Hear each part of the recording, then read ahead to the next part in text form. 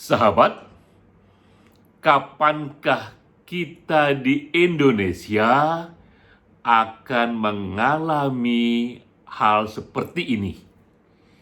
Yaitu bentuk ekspresi, rasa terima kasih, rasa kecintaan publik luas terhadap pimpinan nasional yang mengucapkan perpisahan karena selesai masa jabatannya. Kapan kita di Indonesia akan mengalami peristiwa ini? Itulah respon pertama yang datang pada saya ketika membaca berita dari The Island. Ini beritanya, judulnya Farewell to Angela Merkel. Kita lihat sedikit berita di sini. 6 menit penduduk bertepuk tangan berdiri, standing ovation, tak henti. Mereka ekspresikan rasa terima kasih kepada sang Perdana Menteri. Saat itu, di bulan Mei 2021, dimanapun publik berada, mereka tepuk tangan, standing ovation, berdiri dengan ekspresi dari hati. Ketika mereka di beranda, mereka tepuk tangan. Di jalan-jalan, mereka tepuk tangan. Ketika mereka di kantor, di hotel, di rumah sakit, mereka tepuk tangan. Dimanapun mereka berada saat itu, di aneka wilayah Jerman, mereka tepuk tangan. Ini peristiwa yang langka sekali. Tanda terima kasih mereka kepada sang Perdana Menteri Angela Merkel yang sudah 18 tahun berkuasa dan sukarela ia turun tahta. Lalu kita mendengar begitu banyak komentar-komentar orang tentang sang Perdana Menteri ini dan apa yang membuat ia begitu dicintai. Mereka mengatakan ini sang Perdana Menteri sudah membawa Jerman pada kejayaannya, pada puncak kejayaannya, dan kemudian ia turun. Selama 18 tahun memerintah, tak terdengar apapun yang bisa dihubungkan dengan cacat moral dari sang pemimpin. Ia tak terdengar bermanuver, membuat arrangement agar mendapatkan fee misalnya dari aneka proyek atau program yang ia inisiasi. Tak terdengar ia membawa keluarga besarnya atau para sahabat-sahabatnya untuk menikmati fasilitas pemerintahan. Ia bekerja tegak lurus dengan pribadi yang lurus-lurus saja. 18 tahun sudah. Di tahun 2015, majalah Time memilih sang Perdana Menteri ini, Angela Merkel, sebagai the person of the year. Karena ia dianggap begitu luas pengaruhnya, terutama ketika ia memimpin Uni Eropa.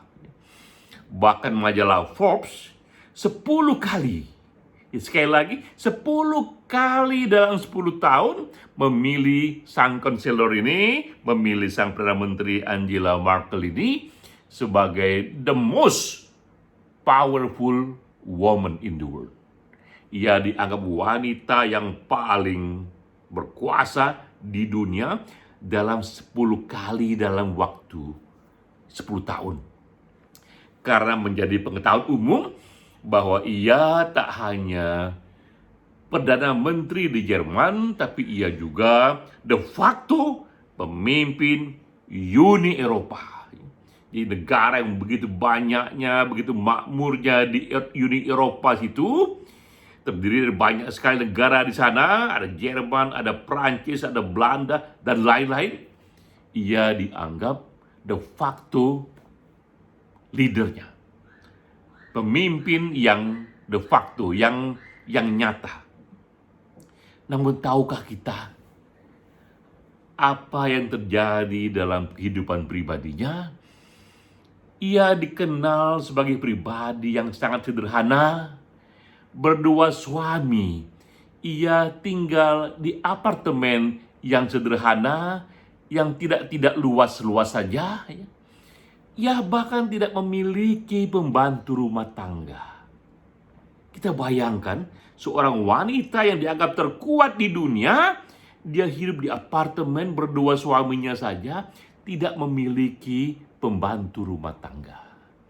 Wartawan bertanya, lalu siapa yang mencuci bajumu dan baju suamimu? Dia katakan, di malam hari kami berdua rutin menyusun pakaian dan kami punya mesin cuci untuk mencucinya. Dan kami kerjakan acap kali rada-rada tengah malam, karena saat itulah listrik tak banyak digunakan. Dan sangat beruntung sekali apartemen kami dindingnya sangat tebal sehingga tidak terlalu banyak mengganggu tetangga. Kadang saya mengerjakannya, kadang suami saya yang mengerjakannya. Tak punya pembantu. Ia pun dianggap sejak 18 tahun yang lalu selalu memakai busana yang itu saja.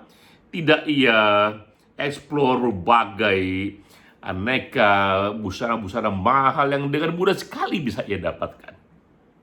Ketika ditanya, wahai sang Perdana Menteri, mengapa sejak 18 tahun yang lalu baju itu saja yang kau gunakan?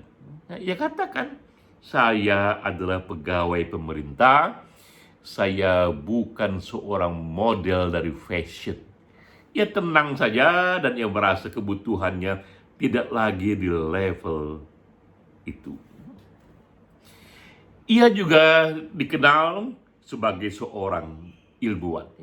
Jauh hari sebelum terjun di politik praktis, Angela Merkel ini seorang doktor di bidang kimia kuantum. Sebelumnya ia seorang sarjana fisika, lalu doktornya di bidang kimia kuantum. Suaminya pun juga seorang profesor, jadi ia memang dididik dan hidup dan tumbuh dalam lingkungan sains.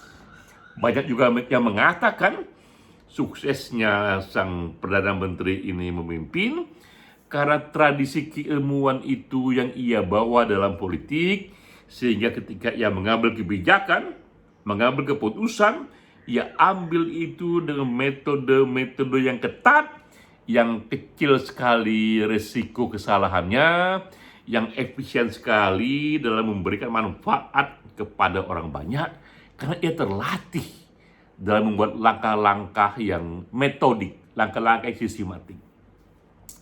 Sang Perdana Menteri juga dikenal sebagai seorang fanatik sepak bola yang luar biasa.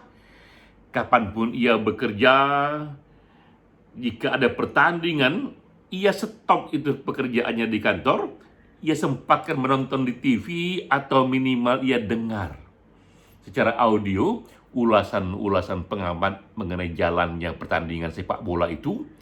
Bahkan jika ia sempat menonton ke lapangan langsung, setiap kali turun minum atau selesai pertandingan, ia menyempatkan diri datang ke area tempat para pemain-pemain itu bertukar pakaian. Ia sapa mereka di sana, ia ajak bicara, memberi semangat. Jika menang, ia ucapkan terima kasih. Sehingga ia begitu populer di kalangan pemain bola dan juga populer di kalangan penggemar-penggemar bola. Itu sekelumit kisah dari Angela Merkel. 18 tahun penduduk Jerman bersama-sama dengan tokoh ini, dan datang waktunya sang Perdana Menteri melepas jabatannya. Jika ia bersedia dan ia mau, ia bisa saja untuk kembali berkuasa, tapi baginya cukup selesai sudah, ia ingin serahkan jabatan kepada pengganti berikutnya.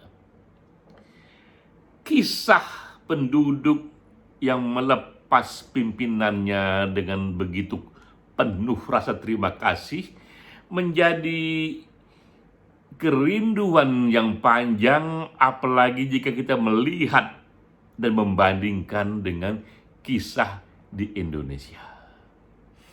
Ini apa daya, faktanya demikian. di Indonesia ini kita mengalami yang apa orang bilang efek raja turun panggung. Kita melihat dalam sejarah pimpinan nasional kita, para pimpinan ini datang kekuasaan, datang dalam istana, itu selalu diiringi oleh applause, oleh tepukan, tapi turun dengan desakan dan cemooh.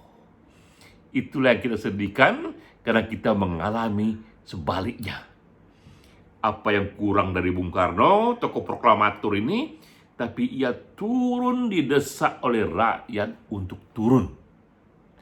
Apa yang kurang dari Pak Harto, sang bapak pembangunan, tapi ia pun juga turun karena didesak rakyat untuk turun. Lalu Pak Harto diganti oleh Habibie. Habibie membawa perubahan mendasar menuju politik reformasi, tapi apa yang terjadi di ujung kekuasaan pun pertanggungjawaban Habibie di MPR ditolak.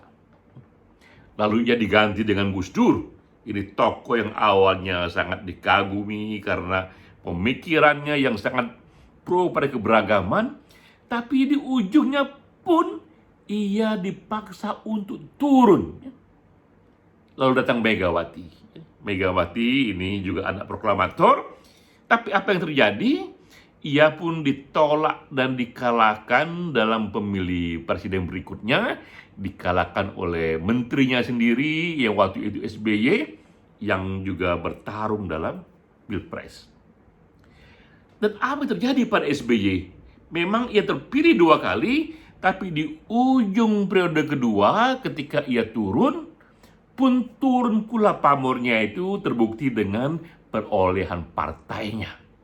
Pada pemilu sebelumnya 2009, partainya memperoleh 20% lebih, tapi 2014 ketika ia turun panggung, partainya hanya memperoleh separuhnya, 10% lebih. Jadi kita lihat pengalaman kita di Indonesia, ketika pemimpin nasionalnya turun panggung, bukan standing ovation yang kita peroleh, bukan orang tepuk tangan di jalan-jalan, di beranda halaman rumahnya, atau di manapun mereka berada tepuk tangan untuk menyatakan terima kasih kepada sang pemimpin, tapi mereka beramai-ramai menghujatnya, beramai-ramai memintanya untuk turun. Apa yang terjadi? Inilah renungan yang penting untuk kita hayati. Belajar dari Angela Merkel, kita tahu bahwa yang membuat pemimpin itu dicintai adalah pemimpin yang otentik. Ia tidak hanya benar-benar membawa satu perubahan yang besar bagi negaranya, namun juga setelah sekian lama tinggal pada kekuasaan, ia tetap tunjukkan personality yang otentik yang memang begitu adanya, yang jujur, yang tegak lurus, yang patuh pada kaidah-kaidah hukum dan hukum-hukum keadilan.